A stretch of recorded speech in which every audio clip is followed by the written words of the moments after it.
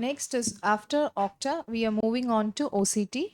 So I'll be talking on mastering the art of retinal interpretation.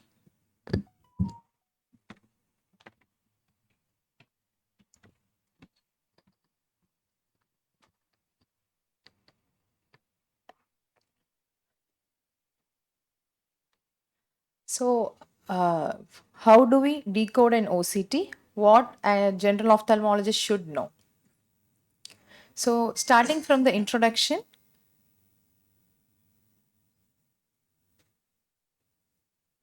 so as we all know, OCT is a non-invasive, non-contact transpupillary imaging system which provides high-resolution cross-sectional images. The principle is low coherence interferometry. So, next is moving on to the scanning systems and protocols. So scanning system includes time domain, spectral domain, and frequency domain. Time domain is broadband light source. That is, we can't picture the 3D images. Other than that, it is an older one. Nowadays, we are not using it. Next is frequency domain. It is CCD based spectrometer, and there is no need of any mechanical variation in time. Next is swept source, that is single photodetector is used, no moving mirrors, no CCDs. The spectralis OCT is the most commonly used one. It incorporates two imaging techniques, that is confocal scanning laser ophthalmoscopy for octa and autofluorescence. Next is OCT confocal images creates a transversal image of the retina corresponding the unforced place of the OCT. So next is after the systems, we'll move on to the OCT protocols. It includes 6 protocols. First is macular thickness, which is the most important one because it is the most commonly and the most important one because it has this line scan, which is the one we use for the thickness profile and commonly used one. Next is the ETDRS chart, which is used for the diabetic macular edema grading in ETDRS grading chart, which measures the thickness from the inner limiting membrane to RPE, and it consists of 3 circles: outer, inner, and the innermost circle. This is the 3 circles we see in the when we get an OCT. Next is the cross hairline image, which is white and black color coded image, which represents the images of the macula taken in the horizontal direction from temporal to the nasal area. Next is a raster scan, which is a selective scanning profile usually taken at the angle of 30 degrees. So we have learned what are the protocols, what are the types of scans available, and what is an OCT. Now we get an OCT in hand. So when seeing the OCT, we should know which eye this OCT belongs to without even seeing that OD and OS. So while we see this is a scan of a right eye, how do we know that? There is a thick RNFL hyperreflective band exiting from the ONH. That is how we identify which eye this OCT belongs to.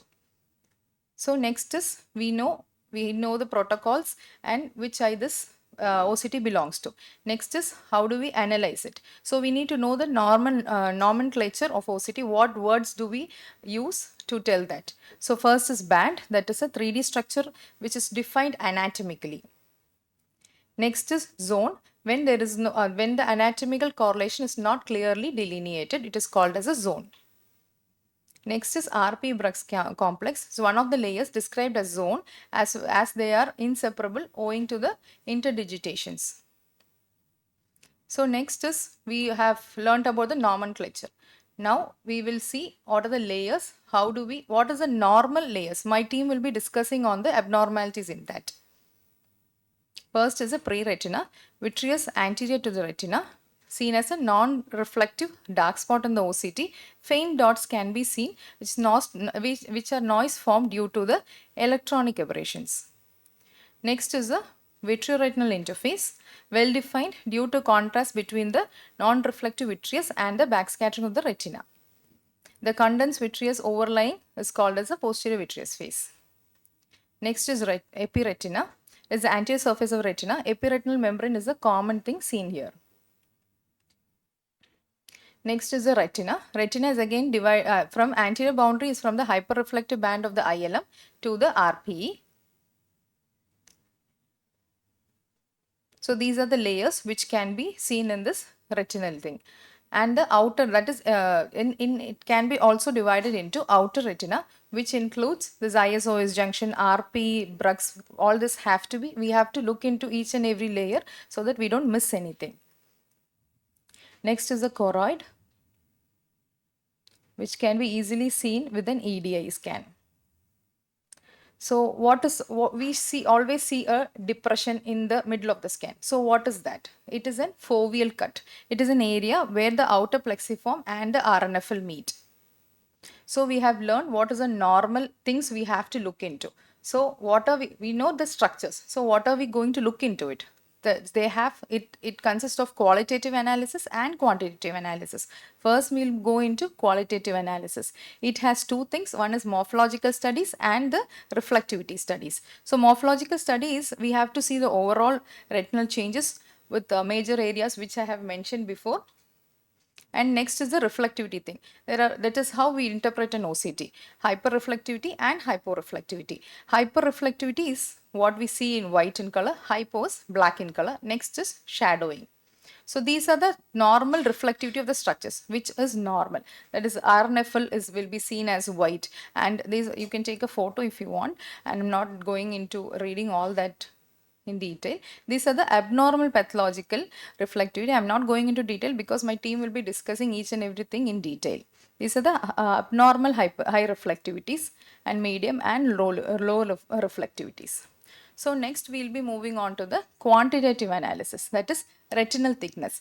Based on the retinal thickness only, because for the CSME, diabetic macular edema, based on the retinal thickness only we will be deciding on the treatment. So in retinal thickness, mainly 3D cube scan and the radial scan generates an early treatment for diabetic retinopathy study, grid with thickness values displayed in the each sector. So these are the commonly used landmarks in measurements on OCT, CSME, center point retinal thickness. So next is the retinal maps. So these are the color maps which helps us to identify where the thickness is, and it is easier to explain it to the patient. So we know what to look into the OCT. So what to look for after this presentation, we have to know. Determine the scan quality first, then the overall scan profile, and evaluate the foveal profile, identify the foveal cut, carry out the structural assessment like observation of the layers, identify each and every structure. And these are the terminologies we will be using: this irregularities, thickening, elevation, interruption, fragmentations, rupture. And the advantage is non-invasive, non-contact, more repeatability, and limitations include, main limitation is media opacities and artifacts. So artifacts include this mirror artifact, vignetting, misalignment, out of the range, blink artifact, and motion artifact. Thank you.